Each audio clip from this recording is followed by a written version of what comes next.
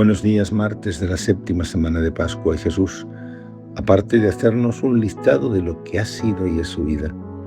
está indicando cuál debe ser nuestra actividad: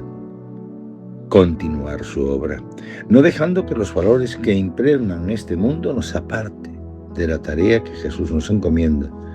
para que un día